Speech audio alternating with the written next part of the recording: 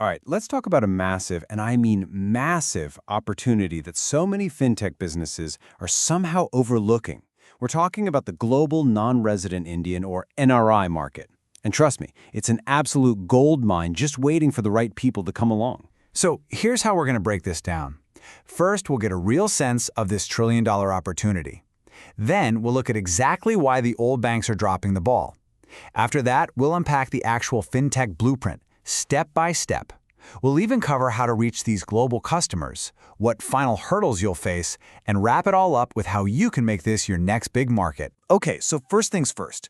To really get why this is such a big deal, you have to understand the sheer scale of this global Indian market.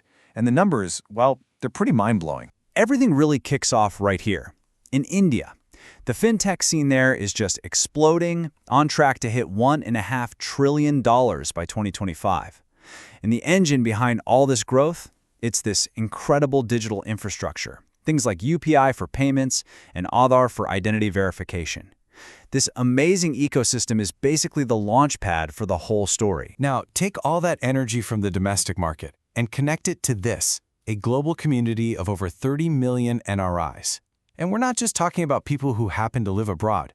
No, this is a highly educated, tech-savvy group with high incomes and really strong financial ties back home. And this just shows you the kind of financial firepower we're talking about.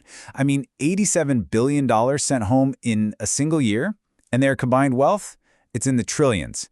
But here's the crazy part. For all that economic clout, they are a seriously underserved market. Which, begs the question, with all that potential and obvious demand, why is this market still up for grabs? Well, the answer comes down to the same old story, the friction and complexity of traditional banking. What's so powerful here is just how clearly this lays out the problem and the solution. On one side, you have all the headaches NRIs deal with right now. The crazy high fees, the endless paperwork, the clunky websites.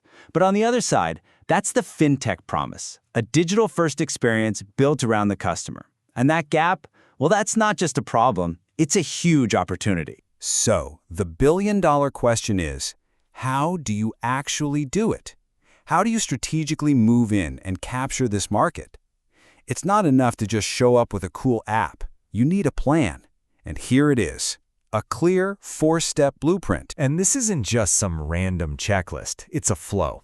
See, it all starts with empathy, really getting to the heart of the pain points, like terrible exchange rates and confusing taxes. Then you leverage the unfair advantage you have, India's incredible tech stack. Once you've got that solid foundation, you can start offering personalized products people will actually love. But here's the secret sauce, the final step. You partner with established banks to get that instant trust and credibility. It's the best of both worlds. And let's be really clear about this. This isn't just a nice-to-have idea. The source material makes it plain. Targeting the NRI market is a strategic necessity for any fintech that seriously wants to ride the wave of India's growth. It's not a side hustle, it's a core strategy. Okay, so you have a brilliant product and a solid plan. But that's useless if nobody knows about it, right? So how in the world do you reach this audience when they're scattered all across the globe? The playbook here is all about being smart and precise. You start by capturing the people who are already looking for you. That's your SEO strategy. Then you go find new people with super targeted ads in places like the US, UK, and UAE, on platforms like LinkedIn and YouTube, where they're already spending their time. But the real magic is in that third layer, genuinely engaging in online communities to build real trust.